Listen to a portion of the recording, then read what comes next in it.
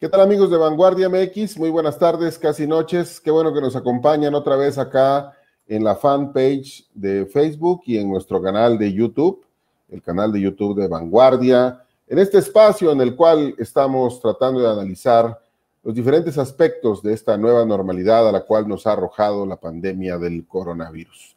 Uno de estos aspectos tiene que ver con la forma en la cual consumimos y difundimos información a través de las redes sociales y cómo esta información o estos datos que recibimos y transmitimos eventualmente están marcados no necesariamente por la veracidad, sino más bien por la desinformación y por los prejuicios.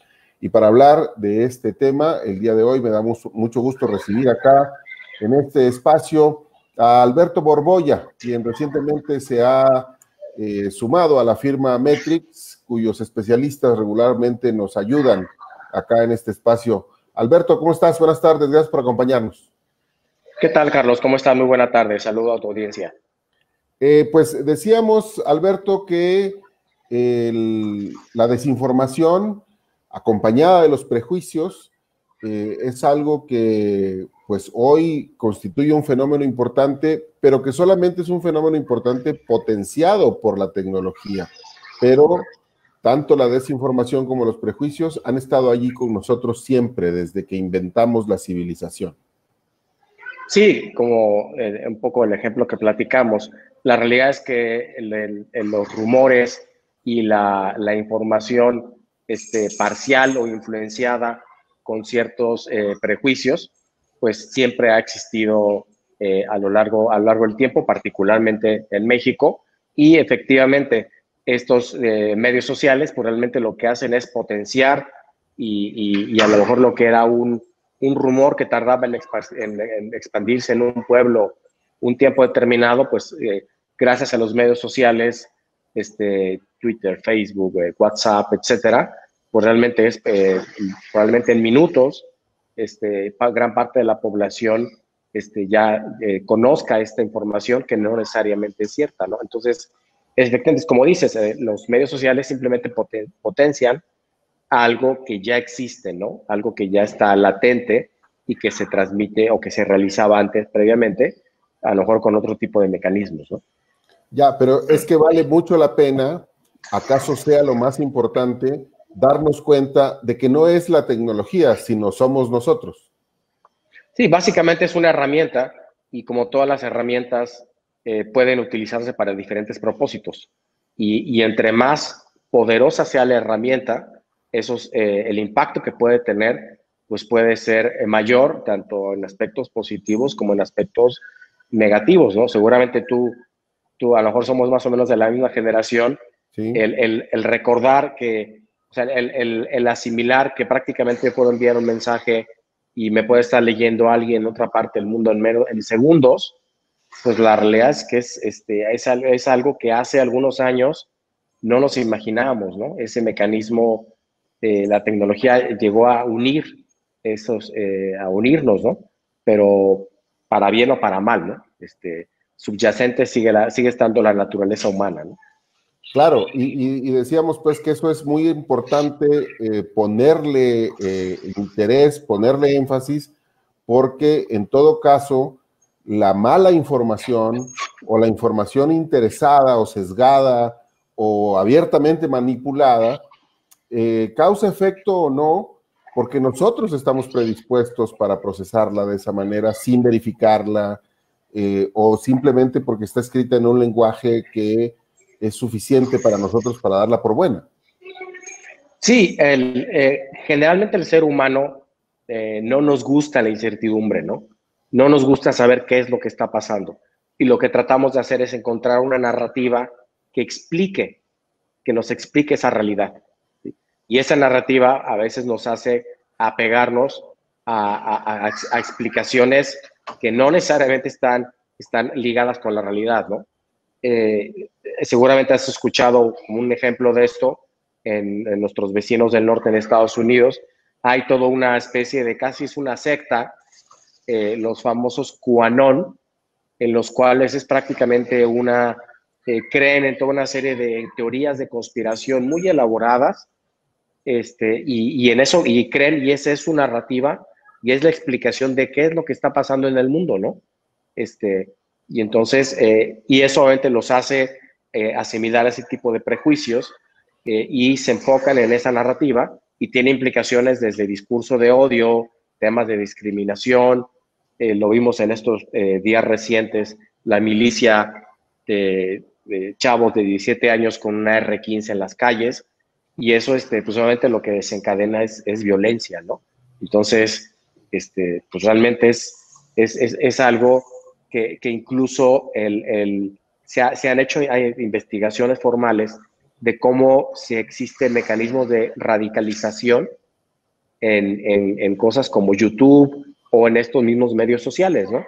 Como una persona que a lo mejor es un solitario, que a lo mejor no se encuentra, como comúnmente lo decimos, finalmente encuentra en YouTube pues, por una búsqueda inocente, y eso digamos que lo lleva en un agujero de conejo, hasta que de repente ya está consumiendo contenidos en los cuales hay este tipo de teorías de conspiración y que dicen, es que la explicación a todo que lo que está subiendo, otra vez una narrativa que explique lo que yo quiero en la incertidumbre, que está ligada con los demócratas, está ligada con el famoso Bill Gates, con el 5G, etcétera, etcétera.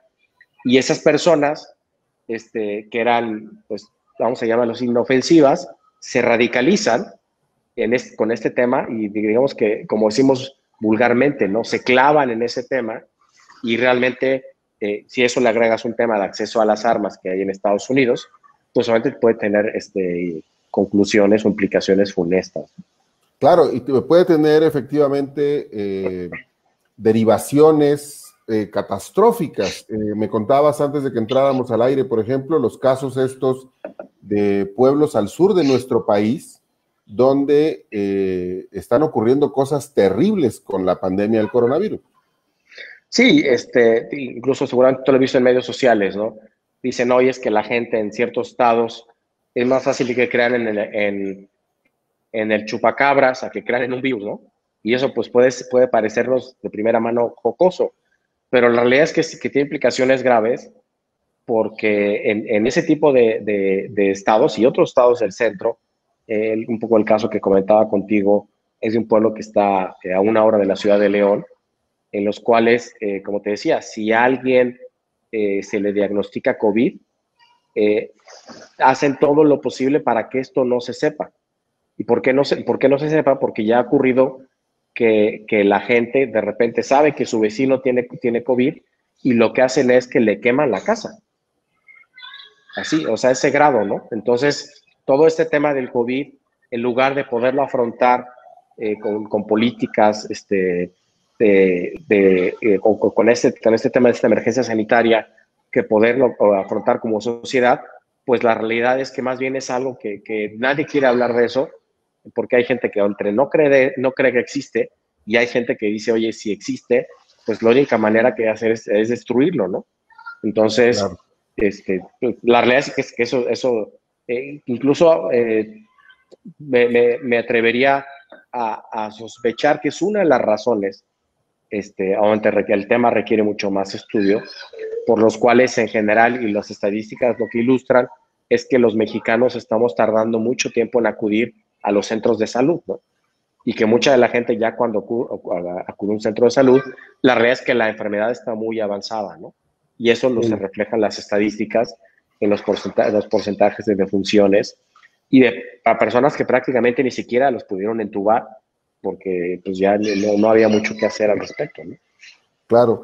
Y esto de las consecuencias funestas pueden ocurrir en muchos ámbitos. Curioso caso, ¿no? En la época de la humanidad en que hay más información al alcance de todos, resurgen estos, pues casi atavismos medievales, ¿no? Tenemos gente planteando hoy que la Tierra es plana, negando la posibilidad de que las vacunas sean un medio para salvar vidas y prevenir enfermedades transmisibles. estamos volviendo a tener brotes de enfermedades que estaban prácticamente erradicadas, porque hay movimientos que parten de estas teorías conspiracionales o conspirativas para negar realidades que parecía que la ciencia ya había logrado que se convirtieran en la normalidad del discurso público. Sí, como dices, es completamente paradójico que ante todos estos mecanismos y fuentes de información, pues realmente lo que más bien se identifica en algunos grupos sociales, como tú dices, algo que de primera dices, pues es meramente ignorancia, ¿no? ¿Cómo es posible que la gente crea que la Tierra es plana, ¿no? O sea, como dices, es absurdo, ¿no? Claro. Pero está un poco también ligado a esos bombardeos de información, que en particular el tema de la pandemia es algo complejo, porque también, y es algo que observamos mucho en medios sociales, y seguramente tú lo has visto, Carlos, es que hay tanta información que aparte tenemos que asimilar ese tema de la información que existe y tratar incluso como que de aprender, a veces lo identifico como que un curso rápido de epidemiología, ¿no? Y Claro. entonces ahí estamos tratando de identificar, oye, ¿qué es un porcentaje de fatalidad en casos de infectados y qué es FR y FR? Y entonces escuchamos cifras por un lado y por otro, que a veces es complicado entender, porque pues obviamente ninguno de nosotros es especialista, pero son son estas cifras que se manejan en diferentes medios, tanto medios sociales como medios tradicionales, y entonces tenemos que pues tratar de ponerles un contexto, ¿no? Que es que a veces también lo que a nosotros nos ha tocado ver, que de repente alguien tuitea una gráfica de la fuente que sea, en la cual nos compara México con otro país, ¿no? Y un poco el mensaje es, ya ver, estamos muy bien, ¿no? Y Claro. alguien lo que responde es una gráfica con una narrativa diferente, con un enfoque diferente, donde dice, no, estás equivocado, la narrativa es esta, ¿no? Y alguien le responde con otra gráfica, y así, la verdad es que es muy complejo tratar de poder asimilar lo que está ocurriendo a partir de una gráfica, ¿no? Porque obviamente hay todo Claro. un contexto, ¿no? Oye, este indicador, ¿por qué este indicador habla de temas de fallecimientos por población? Y entonces estamos bien o estamos mal comparado con otro país. La verdad es que no es tan sencillo, ¿no? Hay sistemas de salud diferentes, hay tiempos de la epidemia diferente, etcétera. Entonces, a veces estos bombardeos de información es complicado dar un paso hacia atrás y decir, bueno, ¿cuál es el contexto de esta información que me están transmitiendo, no? Y es real, no es real, es manipulada, en caso extremo, a lo mejor no es necesariamente manipulada, pero sí no tiene todo el contexto, ¿no? Entonces la verdad es que a veces queremos, en ese afán de querer simplificar y entender qué es lo que está pasando, la verdad es que a veces no es tan sencillo, ¿no? Hay todo un contexto que a veces no tenemos el tiempo, y a veces Claro. simplemente lo que hacemos es pasar la cadena, el mensaje que recibimos por WhatsApp a todos nuestros contactos, Sí. y contribuimos en esta desinformación, ¿no? Creyendo que contribuimos a informarnos mejor, ¿no? Porque mucha gente casi cuando le preguntas te dice, bueno, es que a lo mejor le es útil a los demás, Claro. ¿sí? Sí, sí, a lo mejor lo hacemos de buena intención, pero la realidad es que si es información a la cual no tenemos una certeza, pues no, definitivamente no estamos contribuyendo. Y si a eso le agregas todo este contexto que te mencionaba, y te pongo con un ejemplo muy sencillo, ¿no? Seguramente nosotros hemos recibido mensajes en los cuales llega un análisis, y lo que dicen es un paper publicado que habla que esta medicina es la adecuada para tratar el padecimiento, ¿no? Pero la realidad, cuando empiezas a ver, es un paper que se va a publicar, que es algo que le llaman un preprint, es decir, todavía no se publica en una revista, apenas va a ser revisado entre pares.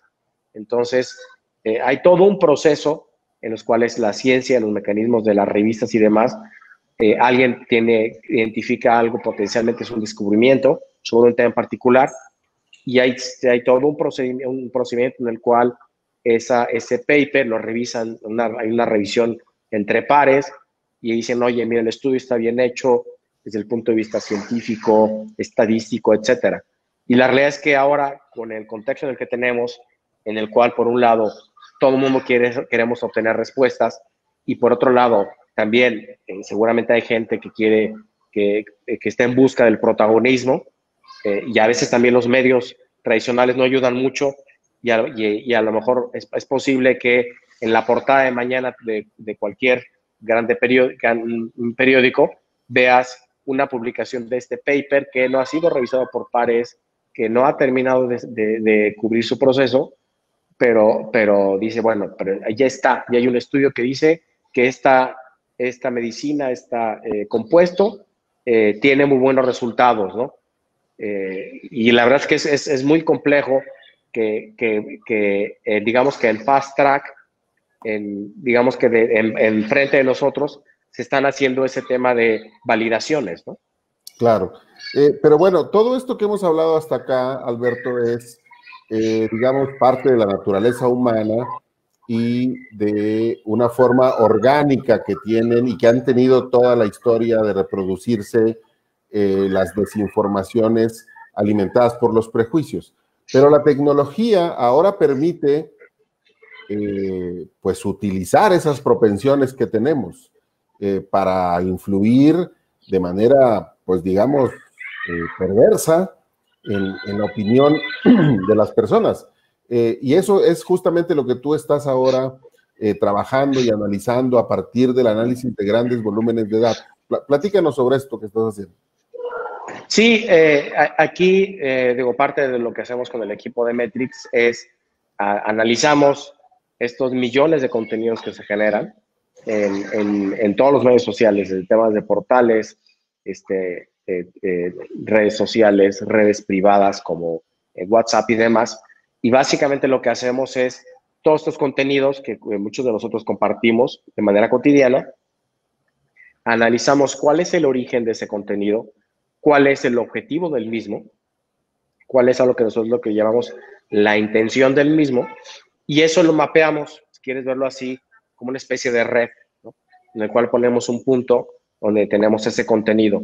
Si ese contenido va creciendo en un tema de alcance, la gente lo va difundiendo, lo va retuiteando, lo va forwardeando en WhatsApp, lo va republicando en su muro en Facebook, obviamente le damos una especial atención y seguimiento a ese contenido, ¿no? Y sobre todo si es un contenido en el cual identificamos que el origen del mismo está ligado con algo que tiene una intención adicional, no meramente informar, sino más es empujar una narrativa falsa, pues obviamente hacemos un análisis detallado de cómo está llegando y cómo está generando ese contenido, ¿no? Un ejemplo muy sencillo, cuando hubo el evento en el Líbano hace algunas semanas, seguramente La explosión en Beirut. Perdón, la explosión en Beirut, en el cual de repente había incertidumbre de qué había pasado, se hablaba de que, y los primeros mensajes decían, incluso hasta mencionaban cosas como, oye, pues es que eso es una explosión de un hongo, alguien por ahí decía, puede ser nuclear, es un ataque, etcétera, ¿no? Y de repente encontramos un contenido en el cual se veía aparentemente un video filmado, un poco lo que decía el video, era que estaba filmado por una cámara infrarroja, que en realidad no era una cámara infrarroja, porque una cámara infrarroja no genera ese tipo de imagen, y en el cual se veía, era simplemente un cambio de colores, en los cuales se veía antes de la segunda explosión que aparentemente llegaba un misil, ¿no? Y entonces decían, oye, ¿cómo es? Fíjense, casi, otra vez, la narrativa de realmente, yo te voy a decir lo que realmente está pasando. Es una conspiración, etcétera, etcétera, ¿no? Entonces, analizamos ese contenido, lo identificamos en nuestros agentes que monitoran las redes. Si tú ves ese video, lo ves cuadro por cuadro, te das cuenta que de repente aparece un dibujo, o sea, alguien en alguna herramienta dibujó un misil, ¿sí? Entonces, y creó antes un video manufacturado y lo publicó en las redes, ¿no?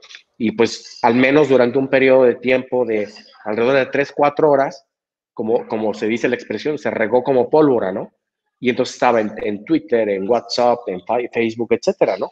Entonces ahí lo que hacemos es analizar cómo ese contenido llega a ese cauce y tratar incluso de identificar su origen, ¿no? ¿Quién quisiera crear un video de ese tipo, ¿no? ¿Cuál sería la intención para hacer eso, ¿no? Claro, circuló también un tuit del premier israelí, que era un tuit real, pero convenientemente sacado de contexto, ¿no? En el sentido de que parecía que estaba diciendo que había sido Israel quien había atacado la capital libanesa. Sí, incluso es algo, es el tipo de desinformación más común que vemos. Desinformación de algo que es falso, pero que está basado en algún hecho verdadero, ¿sí? Entonces, a lo mejor sí hay un estudio que la conclusión es A, y lo que aparece en una nota es algo que postula algo completamente diferente, que no es A la conclusión, sino es que es B, C, D, E, F, y hace referencia a, y entonces digamos que es el anzuelo, y entonces en los cuales, oye, pues mira, si alguien quiere investigarlo, ve y hoy en este artículo se menciona A, busca, y A efectivamente es cierto. El problema es que como el ejemplo que tú mencionas, el tweet en este caso fue real, simplemente que a partir de ese contenido real se manufactura una narrativa empujada por alguien que tiene cierta agenda con ciertos motivos, y lo que presenta son una serie de hechos falsos, ¿no? Una narrativa modificada a partir de un hecho real, ¿no? Ya, y este trabajo que tú estás haciendo, Alberto, y que hacen otras personas también en otras partes del mundo, digamos, nos va a llevar también, o nos podría llevar a la manufactura de una especie de vacuna en contra de estas manipulaciones de la realidad con intenciones aviesas que buscan, pues, inducirnos a pensar y actuar en determinado sentido. Sí, yo creo que en general siempre debemos de actuar con responsabilidad, ¿no? Y entre mayor sea nuestro alcance para difundir, ese es para servir como un mecanismo de difusión de una noticia o de un hecho, siempre debemos, como por ahí lo decían en los chats, siempre debemos verificar la información, ¿no? Verificar que esa información que estamos difundiendo sea certera, ¿no? Siempre de tener ese contexto de asimilar un sentido crítico, una visión escéptica, y no creer lo primero que leemos, ¿no? Aunque aparentemente tiene los elementos correctos, a veces tratar de contener ese ímpetu de decir, oye, vi esto y es correcto, entonces lo voy a difundir, ¿no? La realidad es que eso es un proceso en el cual tenemos que aprender y, digamos, que adquirir pues, esa responsabilidad en el uso de esta tecnología, que efectivamente tiene alcances bastante amplios, pero como mencionábamos, una tecnología que tiene gran potencial, asimila, o debemos de asimilar una responsabilidad en su uso, ¿no? Porque si no, nos vamos a encontrar con que esta tecnología va a ser de manera a lo mejor no necesariamente consciente, pero por otras personas, pero va a ser usada en nuestra contra, ¿no? Entonces, en general sí hay varios esfuerzos de varios organismos, como tú mencionas, en los cuales te dicen como que cuáles son los pasos, ¿no? Que tú debes de realizar. Tener ese sentido crítico, verificar las fuentes, contenerte de difundir la información de manera viral, si no estás seguro de la fuente. En algunos casos, te lo dicen, oye, verificar si esta información en medios tradicionales, que esperarías que un medio tradicional hiciera esa verificación o fuera Claro. mayor riguroso su información, Desafortunadamente a veces eso tampoco pasa y un poco también como lo mencionamos y platicamos hace rato, de repente también ves a medios tradicionales que dicen cantidades y datos envueltos en este tema de infodemia que son completamente erróneos, ¿no? Entonces a veces no los medios tradicionales no asumen esta responsabilidad de una audiencia de cientos, miles, decenas de miles o millones de personas que están atentos a lo que esos medios tradicionales o medios sociales, los mensajes que se difunden, ¿no?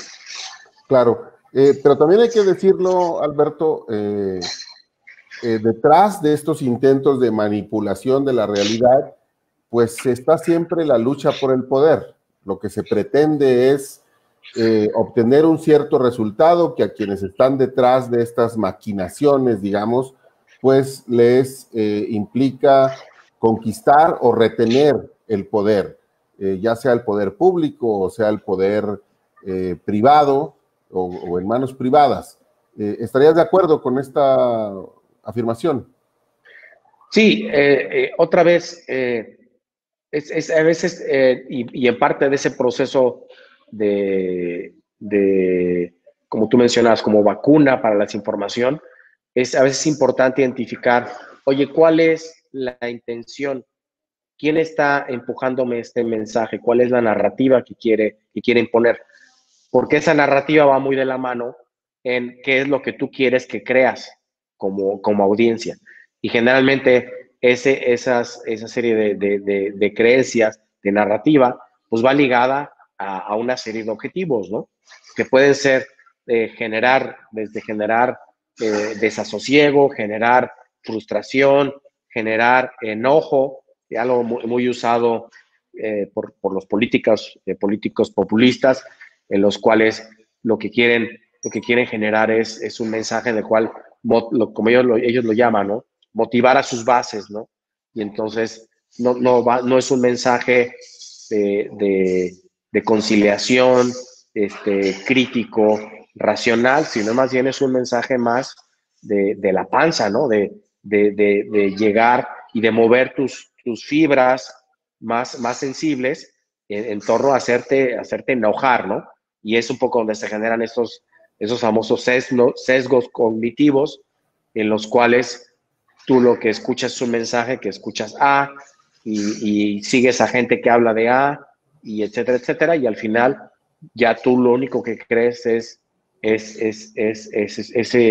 esos mensajes ligados con esa corriente, con ese partido político, con ese político que es el que está moviendo las masas, etcétera, ¿no? Entonces, generalmente sí, siempre hay una intención detrás, ¿no? Que puede ser desde para conservar el poder o para generar una serie de caos, ¿no? Y ahí tenemos un poco el famoso caso de lo que está documentado por el gobierno de los Estados Unidos. Sí, con Cambridge Analytica. De Cambridge Analytica y también de las agencias rusas. Ah, claro. Que sí están haciendo una manipulación, es una acción concertada, ¿no? No es algo espontáneo, sino es una operación de gran envergadura en las cuales sí existe una campaña de manipulación para desincentivar el voto o simplemente decir, ¿sabes qué? Hay un caos en lo que es Estados Unidos, y aquí empujado ya más allá del tema del poder, de la supremacía mundial, ¿no? Y decir, oye, ¿sabes qué? ¿Cómo puedo atacar, desmoralizar a la población con mensajes y acciones concertadas de manera muy específicas, ¿no? Ya, y te preguntaba esto, Alberto, porque pues en México estamos a semanas de iniciar un proceso electoral muy importante en el cual se van a renovar miles de puestos públicos de elección popular, 15 gobernaturas, las 500 bancas de la Cámara de Diputados del Congreso de la Unión, se renovarán algunos congresos locales y cientos de alcaldías. de cara a estos procesos, ¿qué están ustedes viendo ya en las redes? ¿O todavía no hay nada moviéndose allí en esta dirección de la que hemos estado platicando?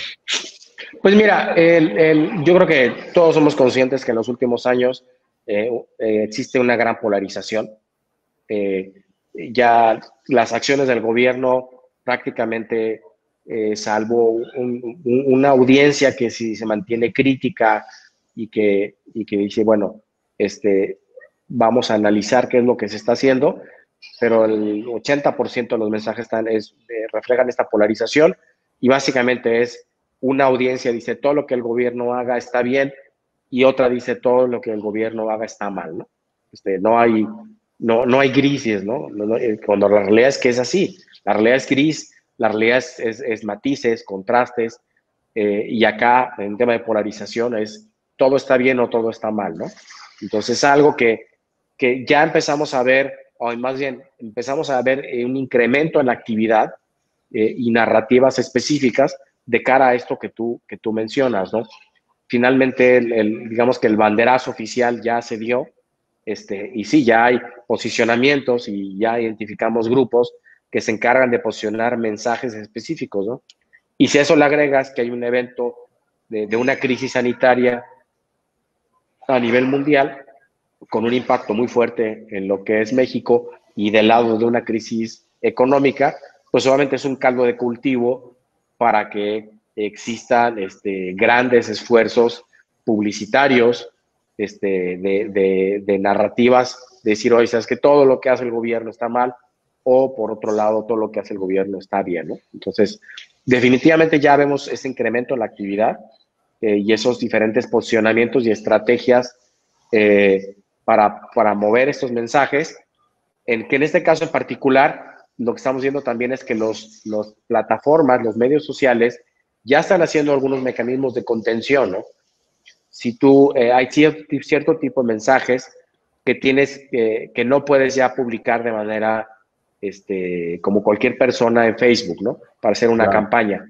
Tienes que registrarte como una organización política para que cuando veas un post, como decimos, una campaña, esté claro quién es quien está empujando esa campaña, ¿no? No sea un grupo obscuro que quién sabe quién lo está haciendo, sino que quede claro, ¿no? Entonces, eso desde nuestra perspectiva es muy interesante.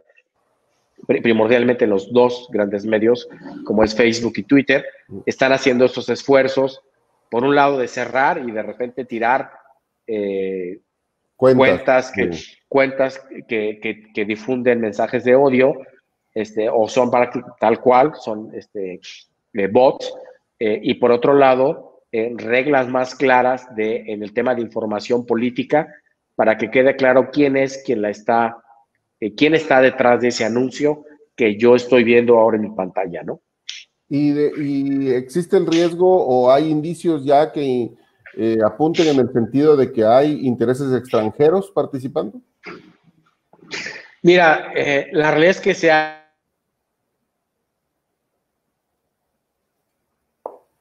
Ah, caray, se nos fue Alberto en el momento álgido de la charla. Vamos a ver si lo recuperamos para ver si tiene él ya algún dato, algún indicio que apunte en el sentido de que, como ya lo comentó, en la campaña presidencial de los Estados Unidos de 2016, en efecto, se detectó la presencia de agencias extranjeras, específicamente agencias rusas, tratando de influir en el proceso electoral de los Estados Unidos, que en aquella ocasión terminó ganando el señor Donald Trump. Y bueno, pues nosotros estamos a semanas de entrar en un proceso electoral que va a llevarnos a la convocatoria a las urnas más importante de la historia, porque es la mayor cantidad de puestos de elección popular que se eligen en un solo día. Digamos, si usted recuerda, tenemos algunos años en el proceso de consolidación de un calendario electoral que empate todas las elecciones de los estados con las elecciones federales para que no haya un calendario tan, digamos, tan amplio de fechas electorales que implican luego que los ciudadanos de determinados estados de la República, pues prácticamente todos los años estén yendo a votar.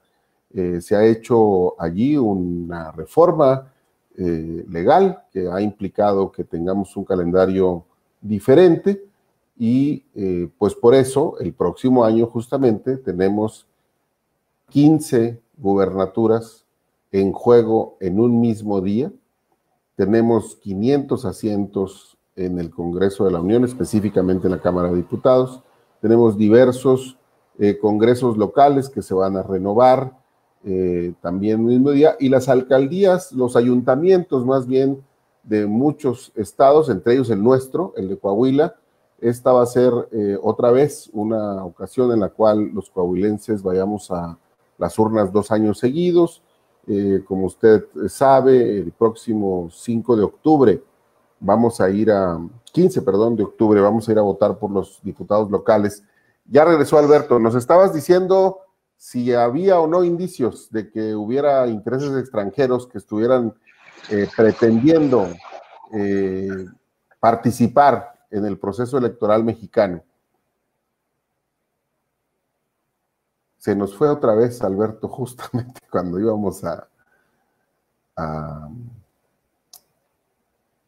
escuchar su respuesta. Ah, ya, aquí estás de nuevo, Alberto. Sí, adelante. Sí, me mencionaba, se han rumorado en los últimos años que sí, efectivamente, y ubicamos por ahí algunas figuras políticas que incluso han hecho mofa de ese tema de los rusos. La realidad es que al día de hoy no tenemos identificado este tema de grupos internacionales que estén influenciando de manera directa en las elecciones. Lo que sí vemos es mucha actividad por parte de estos grupos políticos locales, pero al momento no. Grupos internacionales que puedan estar queriendo influenciar las opiniones, no los hemos identificado hasta el momento. Muy bien, pues Alberto, te agradezco mucho que hayas estado por acá con nosotros el día de hoy y pues como lo hemos hecho con los otros socios de Metrix que han estado por acá, socios tuyos, pues te vamos a convocar para nuevas ediciones con trabajos específicos en los cuales estás trabajando ahora para que podamos compartir con el público los resultados de estos. Claro que sí, Carlos. Encantado de estar otra vez platicando contigo y tu audiencia sobre estos diferentes resultados que estaremos viendo como tú dices, ya calentándose más el proceso electoral y de la mano su impacto en temas de medios sociales, ¿no? Muy bien. Gracias, Alberto Borbolla, socio de la firma Metrix, especializada en el análisis de las redes, de los medios digitales, en el análisis de datos. Gracias por estar con nosotros.